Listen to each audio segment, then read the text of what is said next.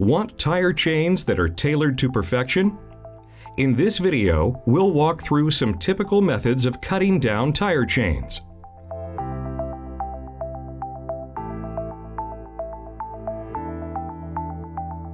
Various tools can be used in the cut-down process for both small and large tire chains. For this task, you can use bolt cutters, chain pliers, or a grinder. Remember to always wear appropriate personal protective equipment and take appropriate precautions to prevent accidents.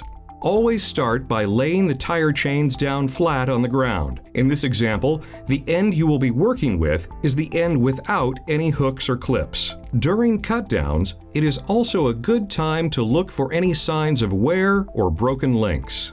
When cutting down chain, use a pair of bolt cutters or chain pliers to cut or open up the cross-chain hook. After removing the hooks, the side chain can slip out with ease.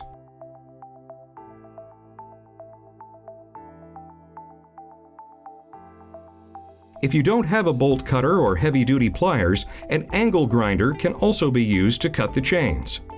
For larger tire chains, the process is nearly identical, though the tool is of a larger scale. Slip the jaw of the chain pliers into the cross-chain hooks and push down on the handles to open the hooks.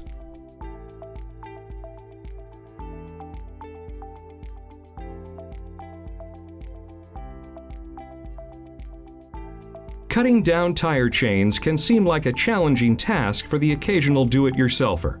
If you are uncertain, we encourage you to give us a call before you cut or alter your chains, and we will help guide you.